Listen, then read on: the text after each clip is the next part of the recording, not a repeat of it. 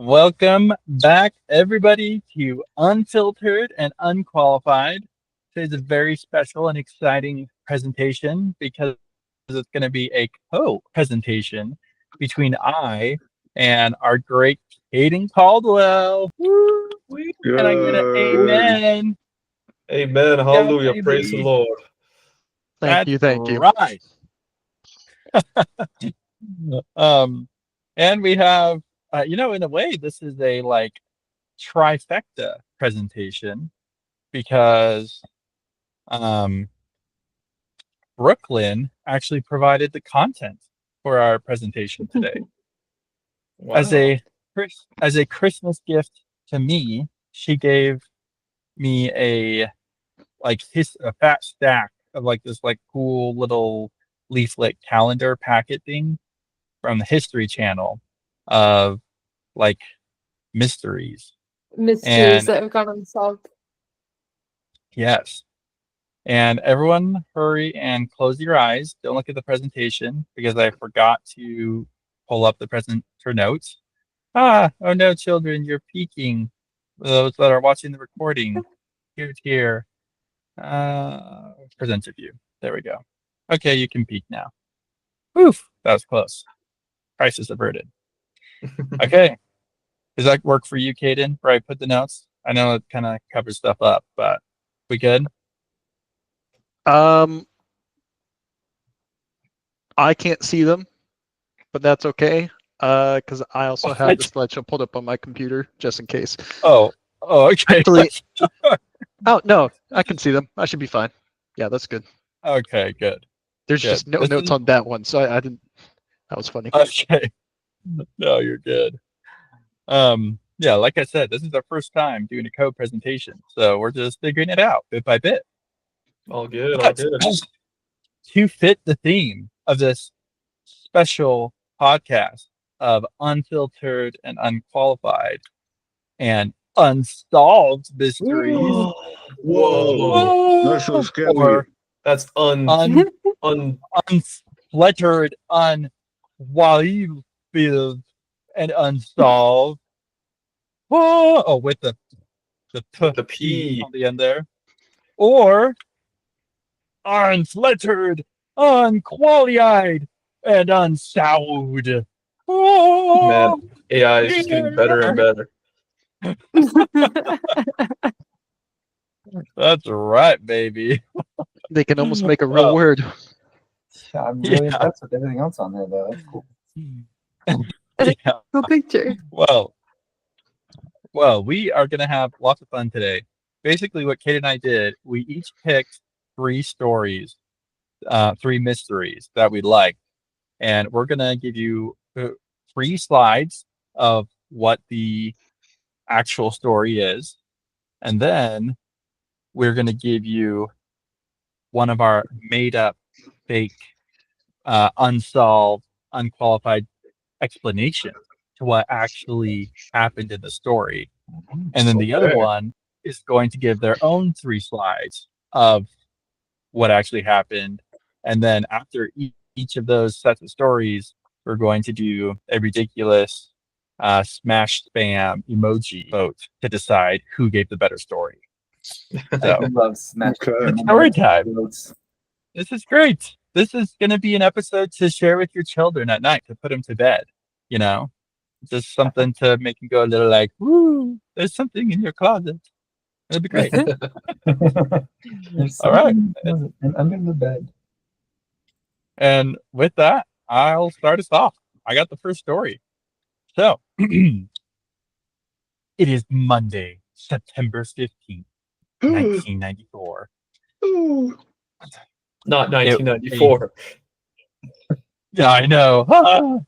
13-year-old Nicholas Barclay disappeared from San Antonio, Texas. 3 years and 4 months later, his parents received a call. Nicholas had been found in Spain. His sister flew to Spain, brought him home, and that's when everything started to fall apart. Did he come back with a question mark instead of a head? Green eyes. Yeah, he left with a question mark, but yeah, he came back with the eyes. Okay. Nicholas had different colored eyes and could only speak with a French accent. Charlie Parker, a private investigator hired to look into the case, and pointed out that the boy living Nicholas's life was not Nicholas. He was What? actually Frederick Bowden, a 23-year-old Frenchman and serial imposter, the chameleon, known as by the chameleon by Interpol. Wow. After being sent back to Europe, Bowden had taken on the identity of other teenagers, conning many other people. Bowden said that he Is this takes like an on actual this- picture of him? No, Oh, okay. That was like, Good all question. of these are AI banned. You got to keep it trademark Okay. free. You know, I was like, it's Yeah. the green eyes that get me. That's the convincing part. isn't that fun? Yeah. So he said that the reason why he takes on these different identities is because he never really felt loved as a child. Oh, And so the mystery of what happened to Nicholas remained a mystery. He was never found. Bum, bum, bum. No. Okay, and now I'll turn it over to Caden. He's going to give our first explanation of what happened to Nicholas. And I'll take it from there. All yours, Caden. Do I just click this button right here to go to the next slide? You can click that or use your arrow keys. Either one's work. Aha, it worked. Okay. You've heard the official story. Now you get to hear the truth. oh, Nicholas was walking the 1.5-mile trek home. He had called his older half brother, who told him to kick rocks and that he could walk, and he wasn't going to pick him up. So young Nicholas went walking along, using his good old feet that God gave him. And as he was walking, he came across something he'd never seen before, a circular stone sort of monument, if you will, with carved runes carved into the stone. They glowed blue.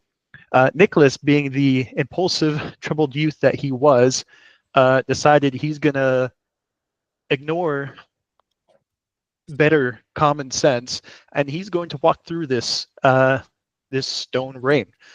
And once you know it, this was not a regular stone ring. This was a portal, taking young Nicholas to another world.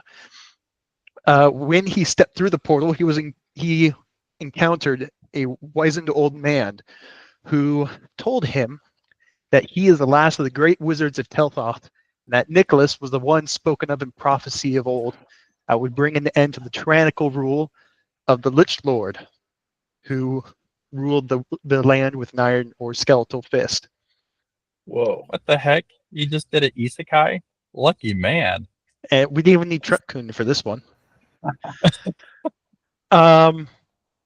The wizard took Nicholas into the world, showed him around, introduced him to people, as it were, gave him a little fantasy style networking, and began teaching him magic so that he could fulfill his destiny and defeat the Lich Lord. The con man, Bodin, or Boudin, however you say his name, he's French, so we don't care. He was just a con man who saw an opportunity when you read the missing notice that his family published. But in reality, now age 45, Nicholas leads a rebellion against the Lich Lord. He's become a master of magic and leads armies against the skeletal undead, and works to free the realm from the tyranny of the Lich Lord. And that is the truth. Seems legit. I know a couple of Yeah. Lords myself. Dang, Tanner's got the Oh, connections. yeah.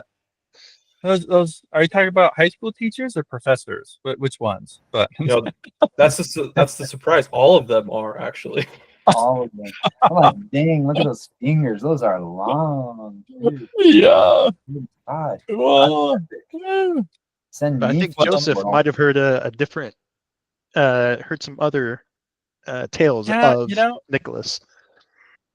and your tale is not terrible, Caden, but I think it's a little far-fetched because what really happened is much more on the realms of government conspiracy, man. I could believe Nicholas, that too. yeah, this is our good friend Nicholas, our sharp-looking kid in the 1950s, and he was recruited by the CIA, kidnapped, abducted, actually, because he had an uncanny ability to learn languages. He was deemed as the perfect candidate to try and communicate with new alien visitors from Area 51, which is, as you can see, is communication going on right now. He became Spider Monkey. You would think that he was dancing, but he actually communicates through his hair. Like he just like shakes his head around like spider legs, like, and that's how he talks. Uh, and he ultimately became the bridge between worlds with these spiders people, and they loved him so much they invited him to come visit their home world. Oh, that's so creepy. No, that's just Australia, man. What are you talking about? That's right. Oh. Upon reaching his destination, he was instantly captivated and in love with this leggy purple planet. And he actually decided to settle down there. I knew met- it. there he met a charming, intelligent, iridescent spider with just the most playful of demeanors. They settled down near a beach of shimmering crystals and spent the rest of their days wandering the world. Nicholas might have been lost, but he had now found a home. So their babies were spider monkeys. Oh my goodness, you're right. The primate and the spider. Fun fact: they had a son named Spider-Man and a daughter named Sheila. I Tell believe you what, I it. think the more masculine side won that fight. Sheesh. All right, and with that, vote the party pinata thing for Caden and vote thumbs up for Joseph. Ready, set, go.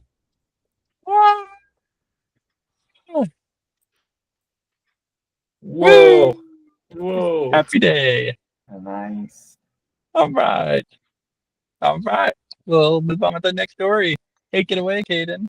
All right, Wait, next wait. story. Oh, okay. Are you guys moving on? Like, we just don't even know any more information about what actually happened? These are Oh unsolved. yeah, no, that's it. Yeah, this is the truth. Well, Yeah, we I don't know say what happened. unsolved. Joseph and I have That's solved just them ourselves. What? haunting.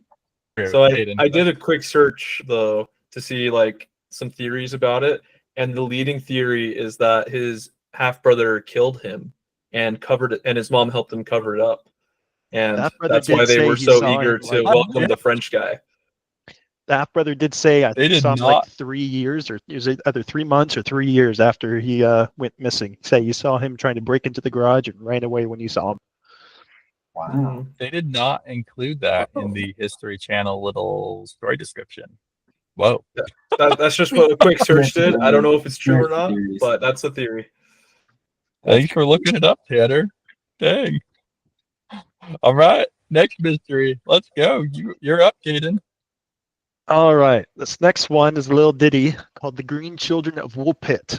How could it be a ditty? He's in jail. But Dang, that's wild. The Green Children of Woolpit. The tale begins in 12th century English in the fields near the village of Woolpit. Fancy that. The villagers were out working the fields when they encountered two young children, a boy and a girl, siblings. They were dressed in rags, and most obviously they oh, is it going to switch? It's switched. There we go. Most obviously, what stood out immediately was the fact that they had green skin, which was very strange, according to the villagers. Yeah, they had green skin. They tried to feed them, and they wouldn't eat anything. They refused all the food. They wouldn't eat anything until they brought out some raw beans, at which the children very enthusiastically and delightedly ate raw beans and only raw beans. It took a little while to convince them to acclimate to the tasteful, quote unquote, palate of 12th century England. It's a cake, Aiden. You don't have But to. eventually Nice. they It's did not stop tasteful eating now. beans. It's never been Yes. tasteful. It's England. They conquered the world to get spices and kept none for themselves. After a few discreet baptisms into Christianity, the brother became ill and died, unfortunately. But the sister lived on.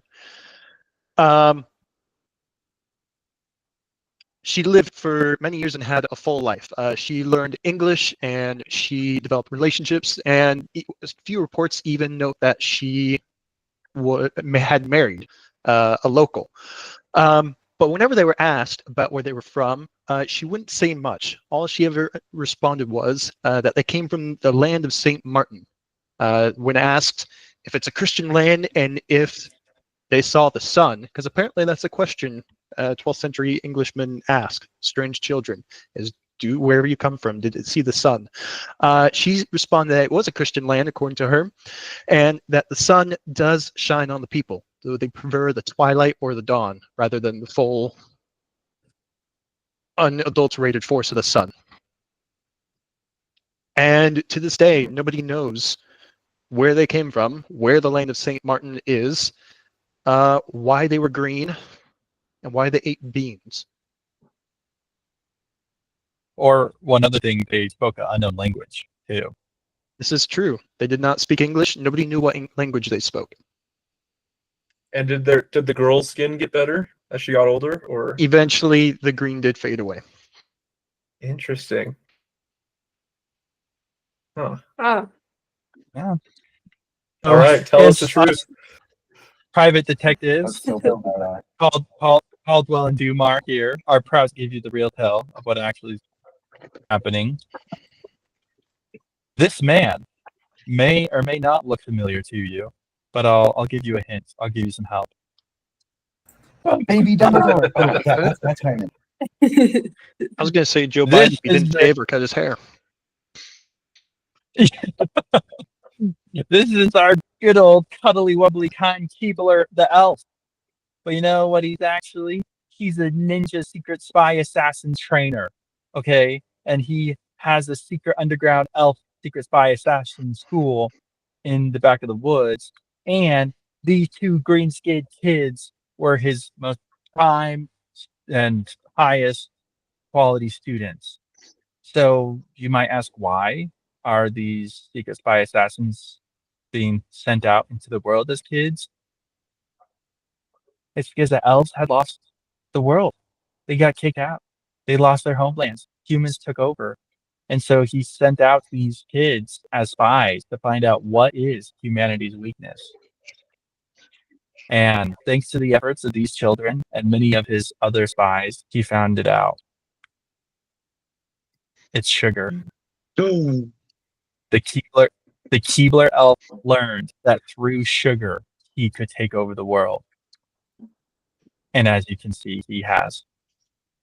Bum, bum, my bum. goodness. oh my gosh. Hey, how'd you get a picture of me on there? Yeah, I told you not to share that, Joe. This was a photo done I- in confidence. I This will is say my I thought it was pretty Smooth as funny. naked bottom skin. Yeah. I will say I thought it was pretty funny that I asked the AI to do like a picture of morbidly obese people eating sugar in a manic way, and all the photos were of Polynesians, all of them. I was like, oh man, I thought that was funny. Interesting. But yeah, so the Keebler elf is trying to take over the world through sugar, through diabetes. One decapitation of feet at a time is how the elves plan to take it back. So that was the true mission and story of these kids. Peace. Yeah. All right. Right. So you've heard what Joseph has uncovered, and while there may be some similarities between what our research showed, I've got the real scoop for you. The children were agents of fairies and gnomes and leprechauns, just as Joe suggested. However, the boy was a general and the girl was a powerful witch. They had been sent back in time and space because in the future, the Fae had been completely wiped out by humanity and the whole. I don't believe in fairies there. So they sent these children back. No, Tinkerbell. He sent the children back to try and save the Fae. To try and save them before they were wiped out. Unfortunately, they forgot to tell them about how the English food was. So they told them beans are okay. Don't eat anything else. That didn't last very long because you can't live very long on beans. And unfortunately, after the baptism, which the Fae people weren't terribly, they don't do well when being submerged in water like that. So the boy did unfortunately die. However, the girl, she never lost her green pigment. When her brother fell ill and died, she fell into just complete despair and rage. She hated being sent back. She hated the people. She hated everything. And because of this, she focused on developing her magic and she became an expert witch. Pictured here. She lived for many years, and grown up, she decided that, you know what, this world is doomed. I'm going to head somewhere else to a different world so I can conquer that. And when she arrived, she was met by another witch who adopted her into her coven. And while she was thankful for being shown around this world that she was going to conquer one way or another, with or without her new sister, she never told her sister this, but from the moment she saw them, she was incredibly jealous and envious of the ruby red slippers she wore on the first day that they met. And I believe you all are familiar with the rest of that tale, so I won't go into it this time.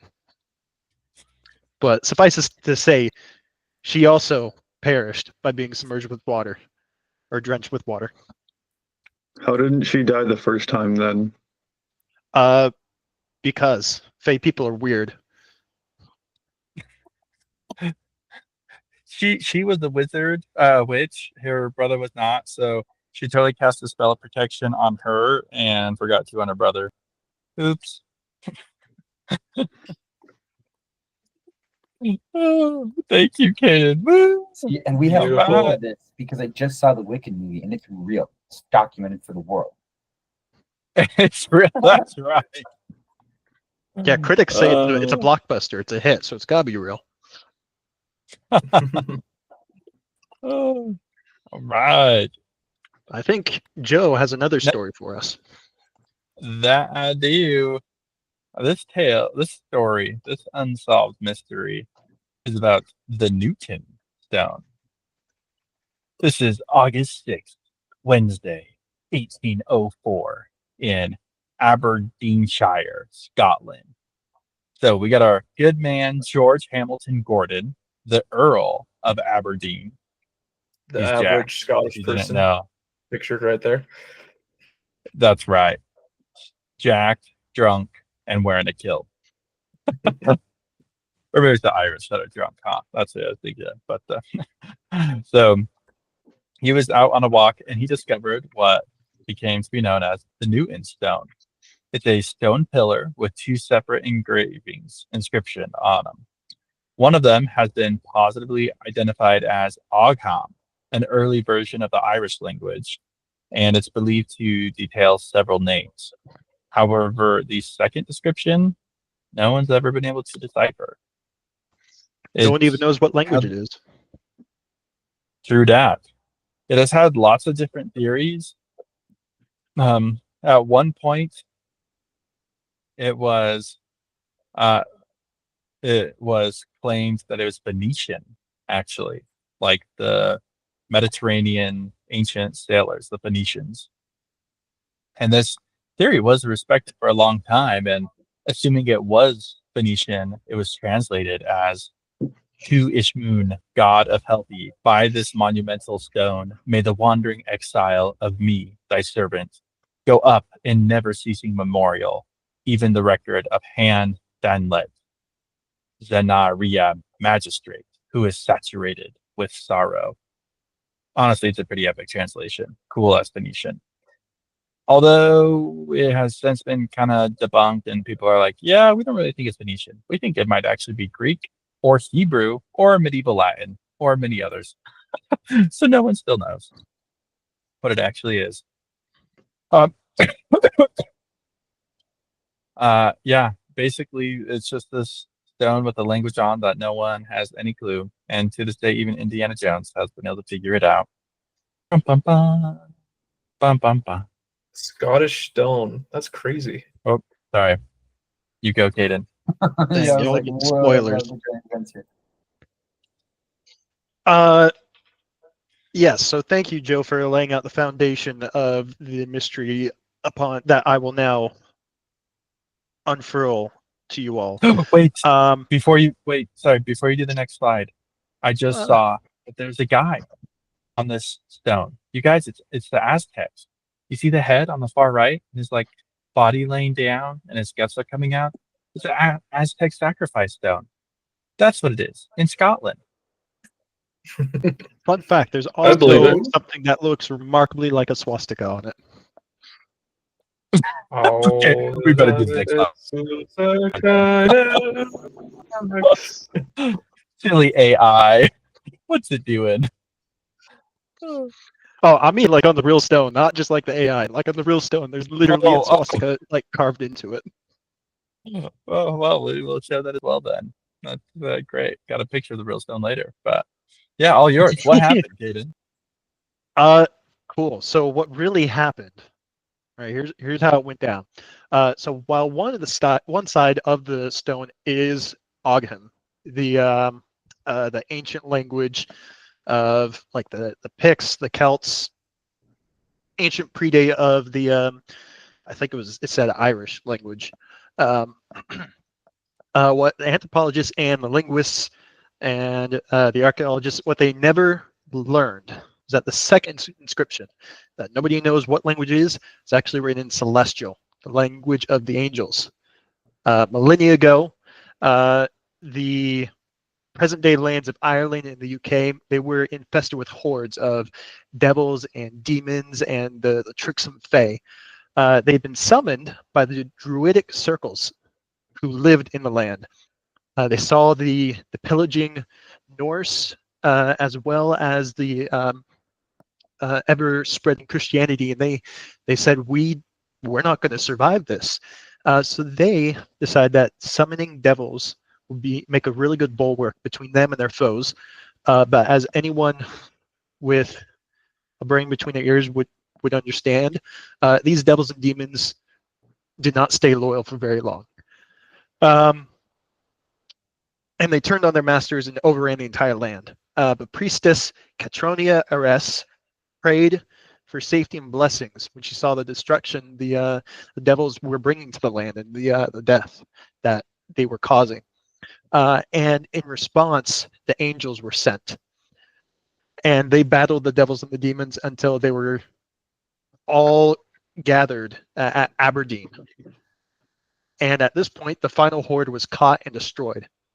The angels and the remaining human warriors, they erected the stone pillar as a monument to the fallen, inscribing the names of those who died in Ogham and an oath to never turn to the hellish beliefs and the druidic circles in Celestial. Wait, are these Whereupon the the actual angels- stones right here? Yes. The stone on the right is not the Newton stone. The stone on the left is. Cool. And that's pretty much it. The angels returned back to the heavens, and mankind continued in the land, unmolested by the devils and the demons at this point. I believe in demons, man. They're everywhere.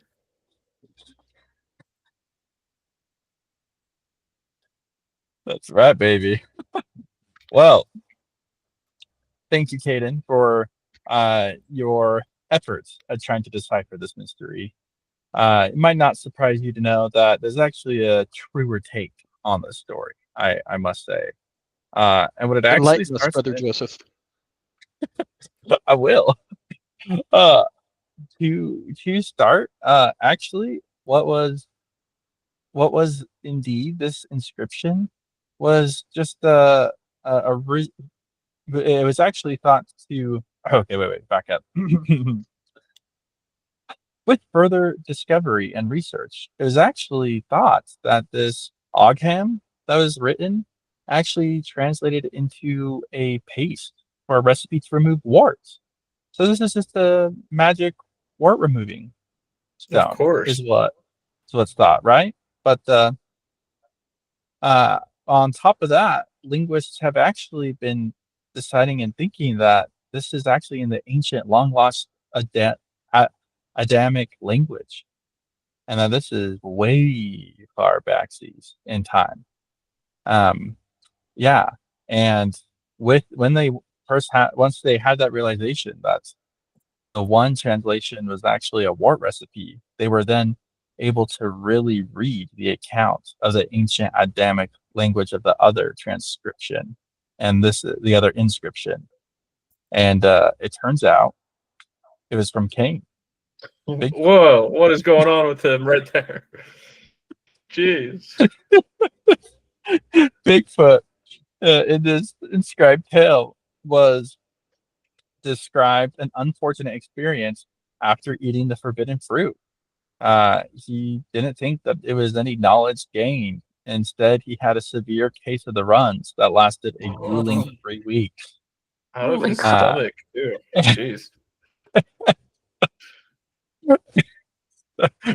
And so this inscription serves as an empathetic warning passed down through the millennia in the original language of humanity, saying, "Heed my tale, ye future mortals. The fruit of that tree, do not even think. Trust me, bro." And Source, trust me, bro. and and so the Newton stone, once thought of as a historical curiosity, has now become a testament to the second oldest dietary cautionary tale, a warning etched in stone by the hairy, regretful hand of Bigfoot himself. Amazing. That's definitely Ta-da! the best I've ever seen. Full disclosure, Joe. Whenever I was working at the slideshow and I had to I would just scroll across those two images of Bigfoot, it'd make me visibly sick. I couldn't look at those for more than a minute or two. Welcome to the unfiltered part of the Yep. presentation today, ladies and gentlemen. I'm totally seeing that certain German marking from the 1930s. Hey, even they had they knew a good symbol even back then. That's right. Oh, How do you know it didn't come from Right. Agartha, guys? Come on. Oh, now that's one we should talk about. You should make a podcast on that one, Eamon. I don't know if I'm learned enough about Agartha.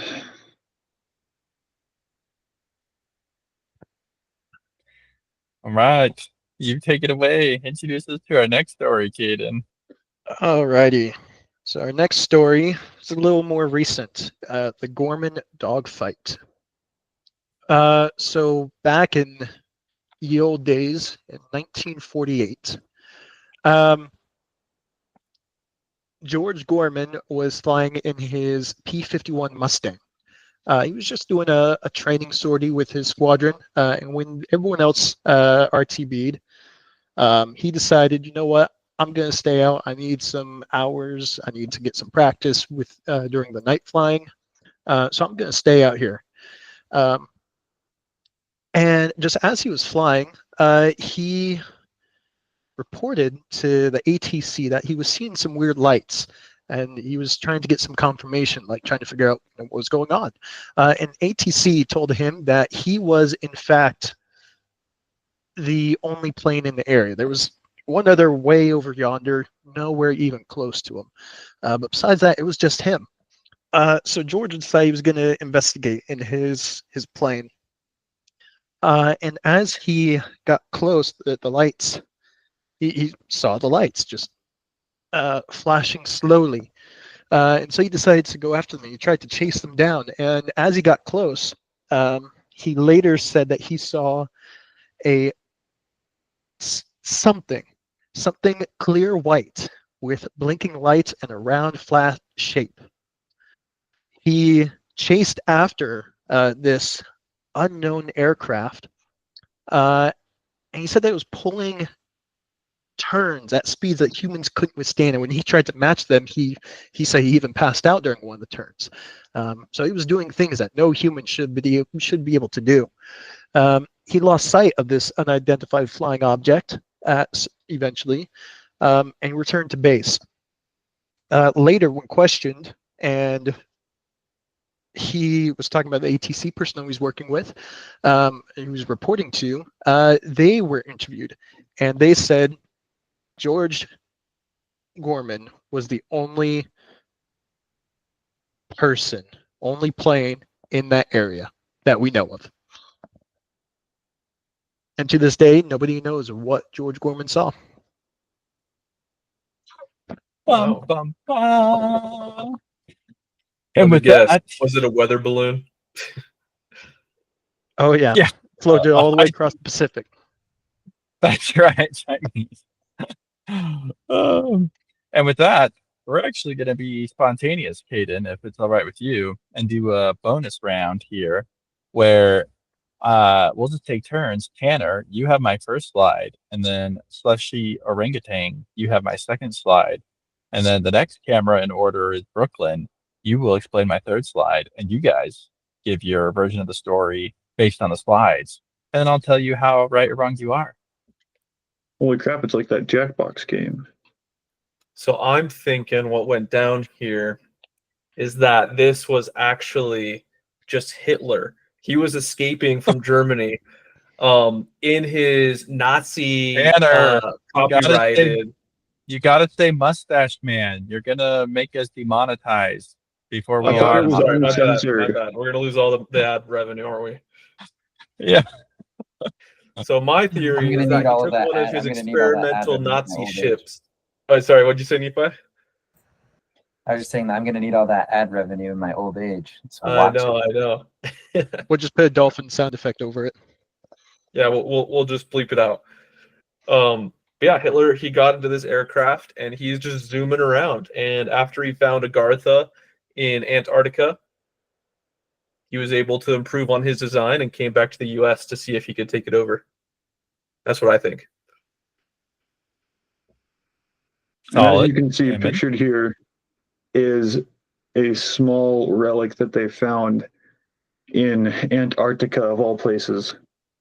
Now, little do you guys know, Antarctica is actually the portal, or the location of the portal to Agartha. And so pictured here is a small characterization or miniature of Agartha itself. And as you can see, the people are white, because that's what Agartha is all about.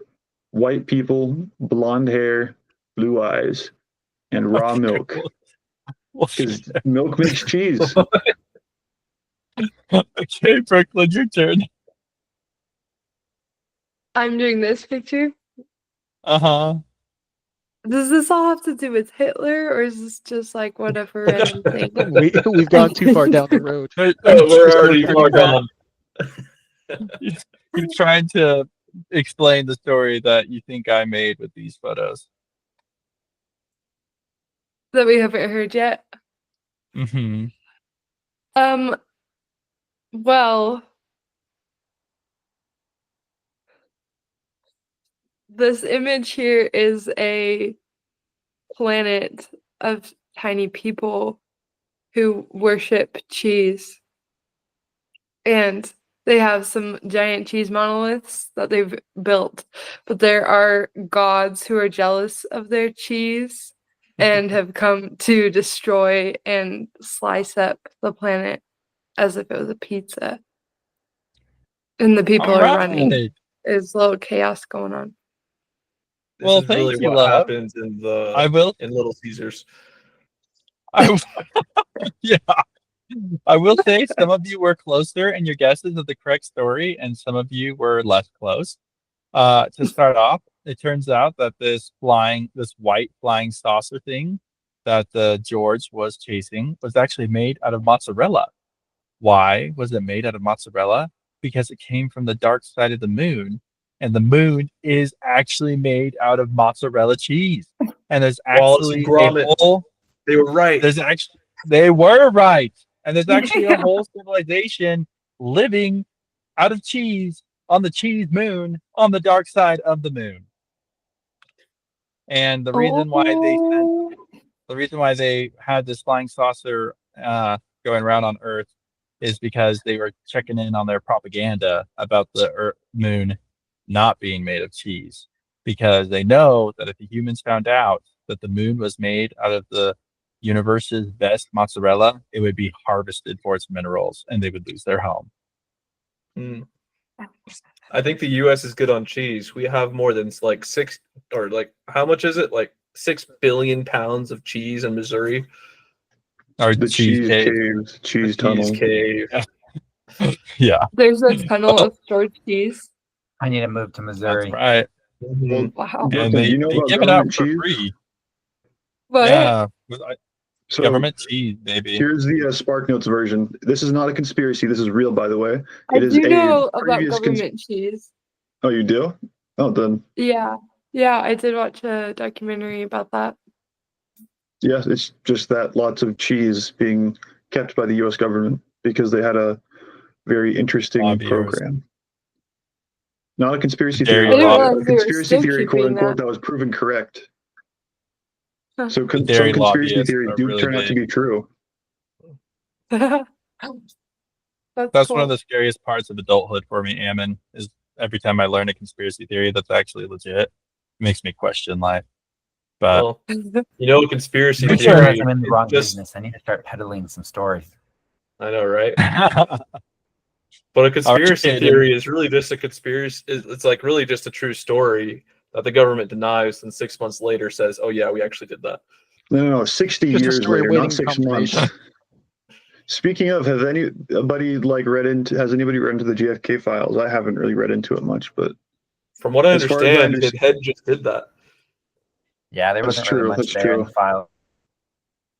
Yeah, I know it makes me wonder why Trump said, if you like knew or saw or read whatever what I read, you also wouldn't have released them.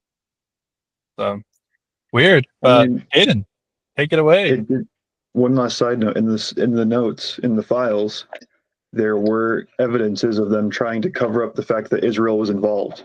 Just saying. Very And on that strange. note, Yeah. what really happened was what Gorman didn't know was that the UFO he saw was really just an early prototype for jet engines that America could mass produce to replace the fleet of prop aircraft. ATC personnel told Gorman that he was the only plane. We're actually being held at gunpoint by federal agents who were whispering in his ear what he should say on the radios. And this isn't totally unheard of either. The first publicly known test flights for fighter jets had pilots who were instructed to wear gorilla masks because if any other pilot saw them with gorilla masks and cigars, can't forget smoking cigar, can't forget that. If any pilot in their plane saw the jet engine and went to the pilot's cockpit, saw a gorilla smoking a cigar at the helm, at the stick. They were literally gaslit into thinking they were insane. They were told that you're just seeing things. You're literally hallucinating. Gorillas can't fly planes, and planes can't fly without propellers. So you're going crazy. You know, I actually think that they actually did send gorillas up. I mean, look at that. That looks real to me. They sent them to space. Why can't they send them in a plane? And so this is exactly what was happening to Gorman. It was early prototypes for jet engines. And they're just like, you know what? We're going to make this guy think he legit saw aliens. We're going to gaslight the crap out of him. Because we're the government and we can do what I want. Yeah, I'm with the gorilla one, except I think they were real gorillas. Oh, yeah. Hurrah. Oh, all right. Next tale. Oh, I've heard about this The one. Mary Celeste. On December 4th, 1872, the Mary Celeste, captained by Benjamin Briggs, was found adrift in the Atlantic Ocean with no crew on board. The ship was seaworthy, its cargo was largely untouched, and the crew's personal items were still on board. But the ship's lifeboat, its captain, and the captain's family and the crew were nowhere to be found. Whoa! Was it? So why was the ship abandoned? Was there a mutiny by the crew to stand in solidarity with whale rights? There were a couple. I said the cargo, I think it's like, oh shoot, it was like 1,700 barrels. Maybe that's too much. It was a lot of alcohol. The cargo was largely untouched, but there were a couple empty barrels. And so it was thought, was there a leakage and the crew fled the ship because they were scared of the fumes leaking and blowing up? People don't know. All we do know is that after being found, the Mary Celeste continued to sail under different owners until 1885, when it was deliberately wrecked off the coast of Haiti as part of an insurance fraud scheme. Kind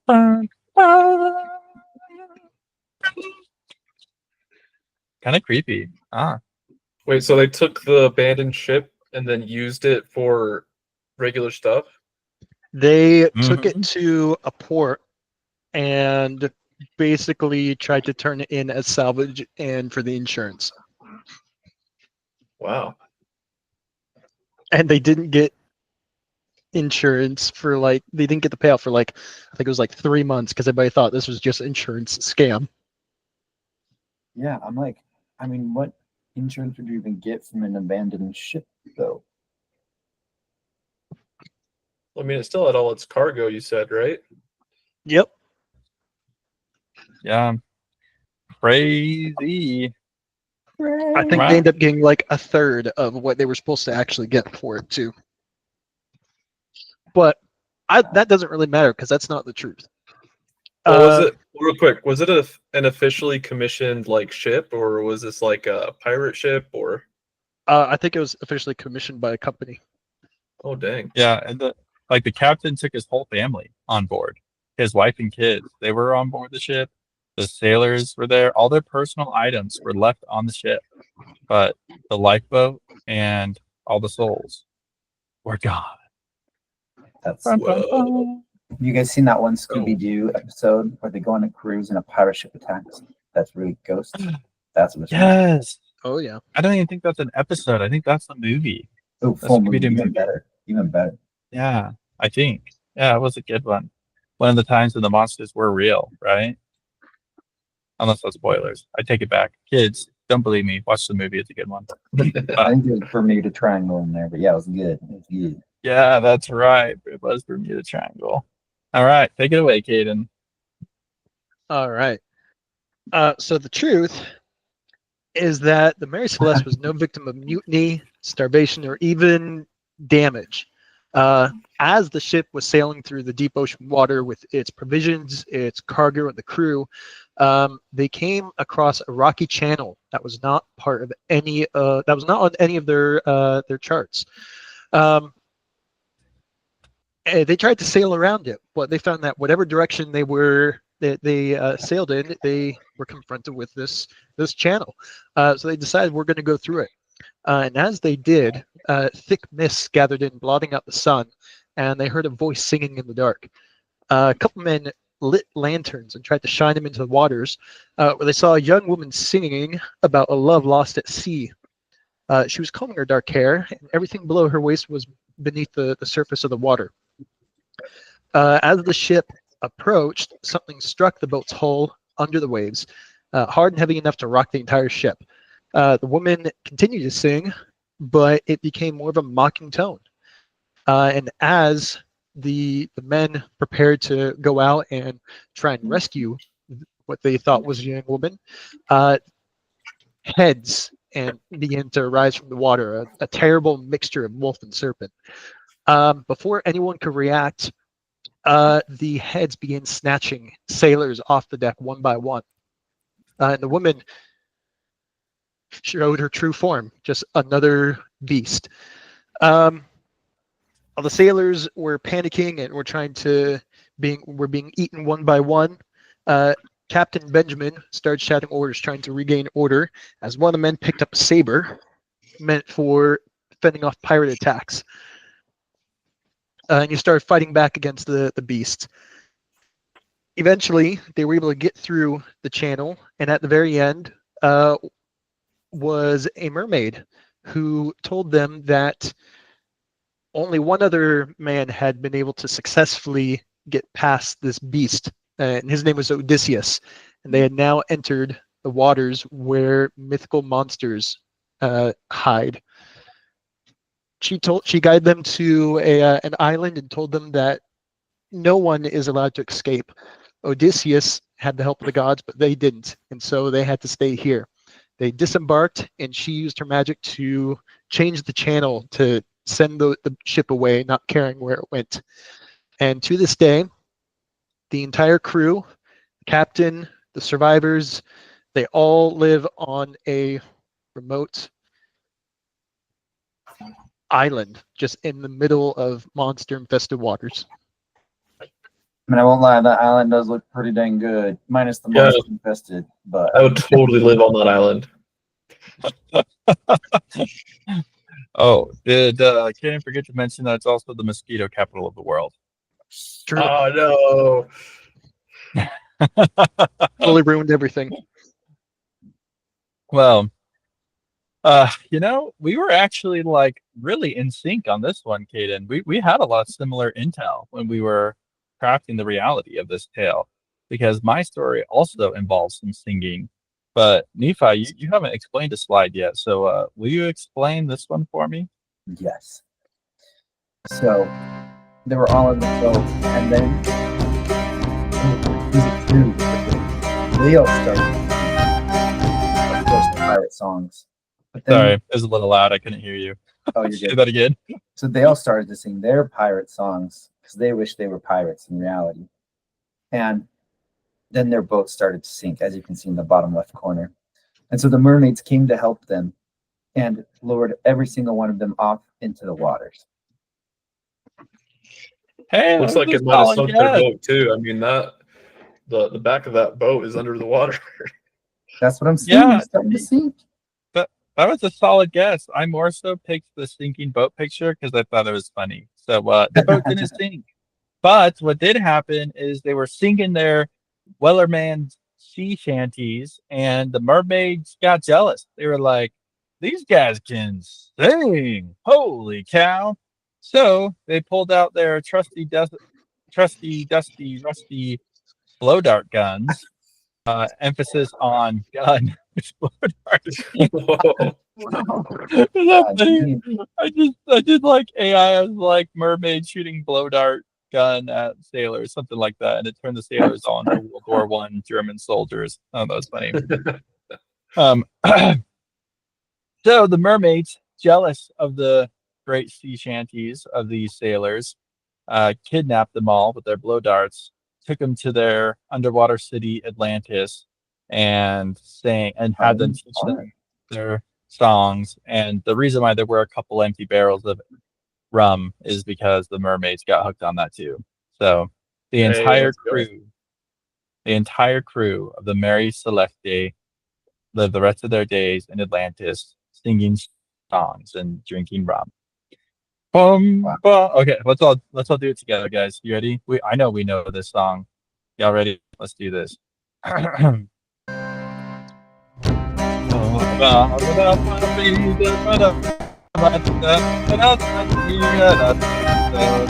do you do with I actually drunken don't know if I sailor? know this Drunken yet. sailor. What do you do with drunken sailor or lie in the bar? Well, I don't Actually know just the heard that song. I either. just went to a choir concert last night and just heard it as well. And I was like, I know this song. The what? The Weller Man or the The Drunken Sailor? Wellerman. The Wellerman, yeah. The Wellerman come for what was it? For That's such a sugaring good one, teeth huh? and rum. Yeah. That's so funny. I thought that you guys would know it, and I was just gonna sing the words along with you. And I guess, yeah, you didn't know it. I literally did the same thing last night when I played with my siblings, and I was like, "Yeah, you guys sing, and I'll sing with you." And then we all just sat there. That's twice in a row. I was with you, bro. All right, Caden. If I'm mistaken, this is our last story we have coming up, right? Sad. Is it? I think it is. I think. Well, All right. We saved the best for last. Take it let's away. leave them with one last tale. The treasure of, gosh dang it, I hate the French. Don't know how to say this. Treasure of René Le Chateau. Chateau? Chateau. Sure, Chateau. I just pronounced the first That was pretty consonant, good, man. the next vowel, and then just the rest. That's only if I want to sound authentic. Oh, my bad. So Francois Béranger Saunière. Sure, why not? Saunière was a French Catholic priest. He was working in the southern French region of René Le Chateau. René. Typical priest, only earned just like a modest living. Just doing like their weekly mass. They might be able to, sell their services and sell and do additional mass throughout the week. But that typically doesn't make them very wealthy. The issue here, the mystery, was that residents reported that Saunière was spending well beyond his means. Many assumed that he was doing what other priests did, just selling the additional mass services for extra funds. But experts who went over the reports and the accounts, they believe that wouldn't have accounted for the wealth and for the money he spent. Nobody really knew where he was getting this money from. And before his death, Saunière told his housekeeper the source of his funds. But before she could tell a soul, she suffered a brain hemorrhage that left her mute and paralyzed. And to this day, no one knows how a priest from just this modest rural community in the middle nowhere France could amass such vast wealth without anyone knowing. And to this day, tourists still go trying to find the hidden treasure of Francois Béranger Saunière. Bum, bum, bum. The reason why his treasure has never been found is because the government really doesn't want you to. Because this top 10 priest- tricks the government doesn't want you to know. Yeah. Because this Accountants priest hate him. because this priest actually worked for super high ups in the French government. He was actually a bioweapons developer secretly in the basement of the church. Yeah, is that great? Yeah, I did great on that one, I think. 10 out of 10. Yeah, he was actually a bioweapons researcher, and it's because of some of the exposure to some of the chemicals and fumes that the nun was exposed to, why she couldn't remember where he got his money from. It does. You just like sniffed one too many vials and just kind of went to your head. And the big reason why the French government wants to keep this covered up is because it was actually a leak from his bioweapons lab that caused just a couple years later the Great Irish Famine that killed the potato crop. I And knew the it was reason why the you French, know, man. It's always the French, dude. and the reason why you know these potato crops are dying and bad is not because of the leaves, but because the potatoes are growing above ground, which potatoes don't do that. I honestly don't even stop to consider that. I feel Yeah, so they wiped out the above ground potatoes in one fell swoop. That's right. So, in order to avoid paying any sort of reparations or taking on the international heat of this like near genocidal event that occurred to the Irish, the French government are passionately devoted to forever keeping this guy's source of wealth a secret. Bum, bum, bum. Bum, bum.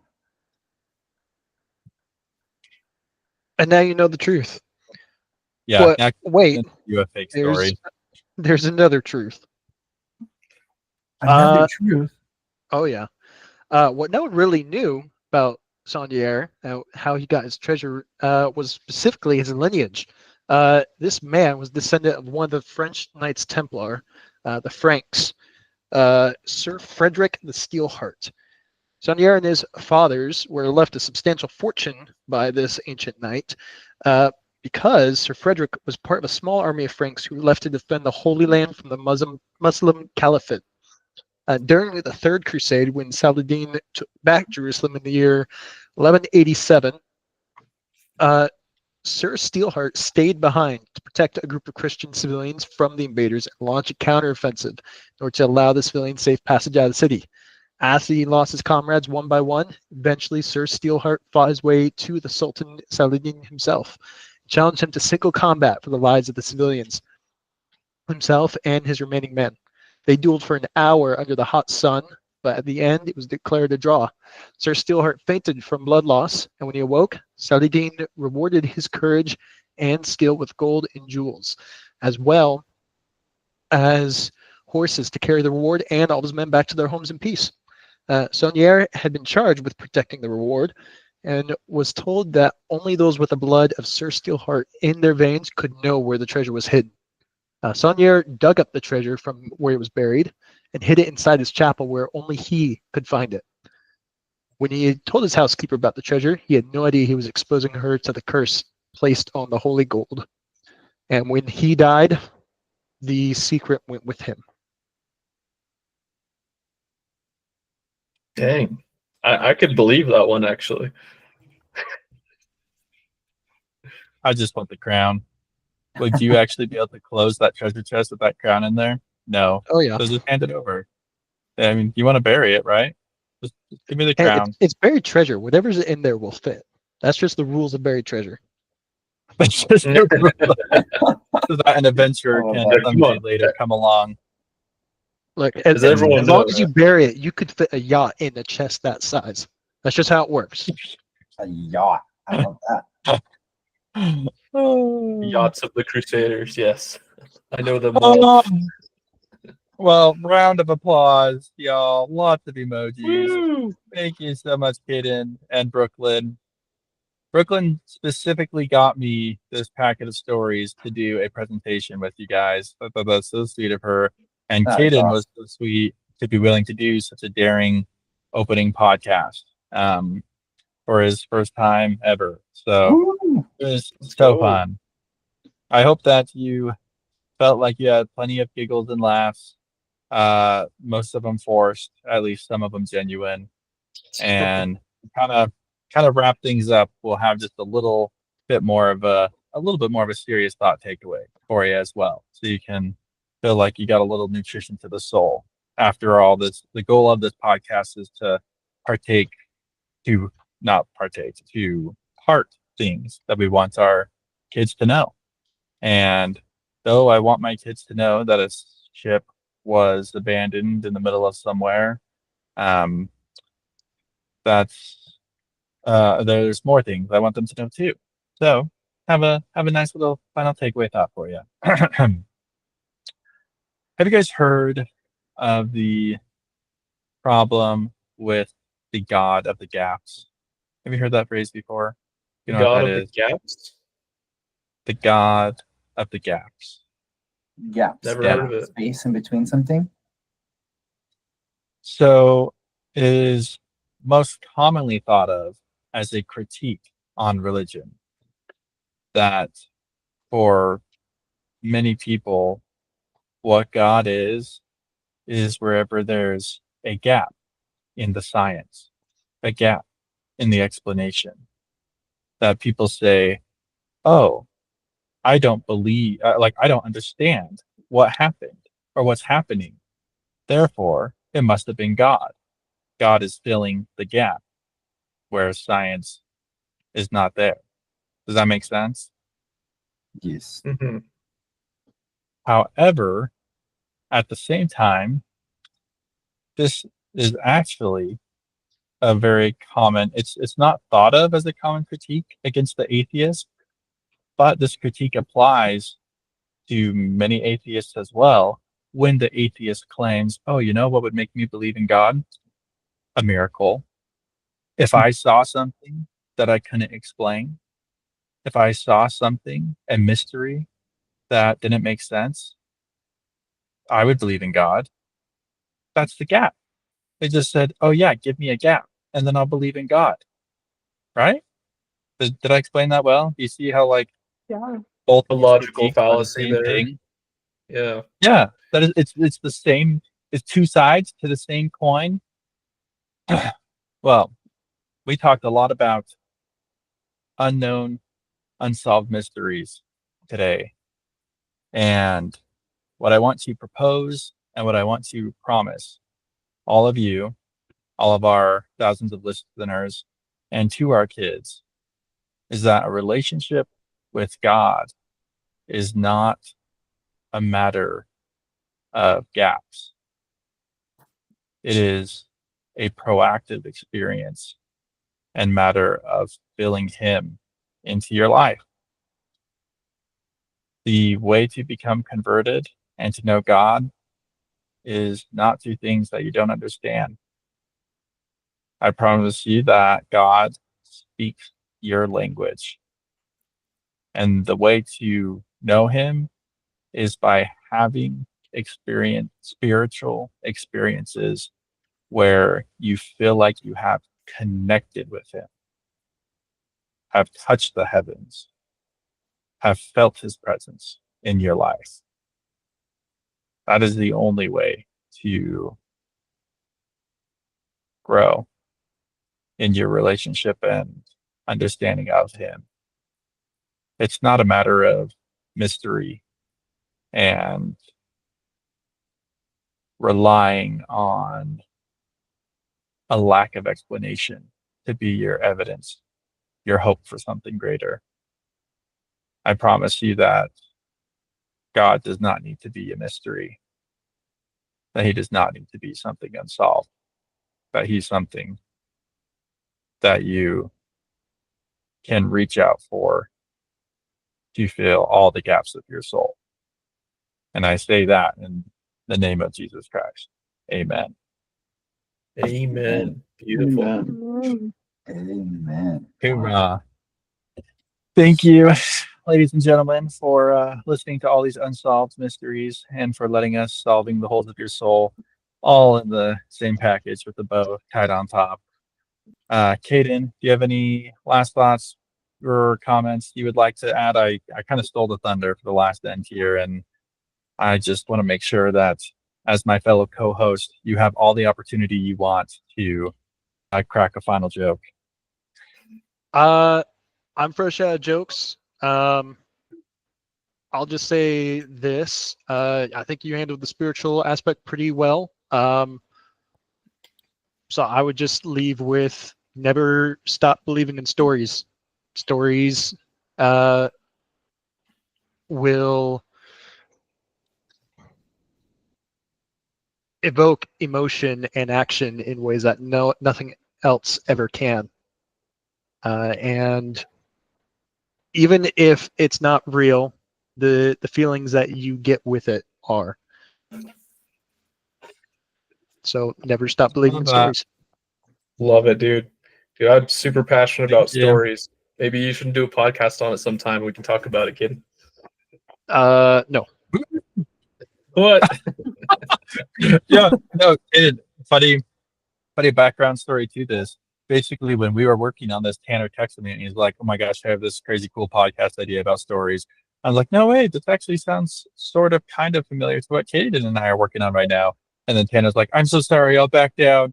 And he's like, "I won't do it." And I was like, "What? No, please do it." So, Kaden, I need you to tell Tanner, yeah, we don't care, man. Like, it's like slightly tangentially related. Please do it. It'll be very cool. Tell us all your stories, Yeah. Tanner. We will Just see. all the We will stories. see.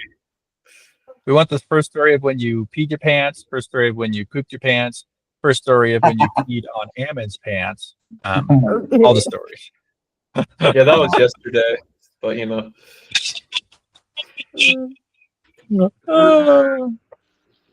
Yeah. Well, that's it.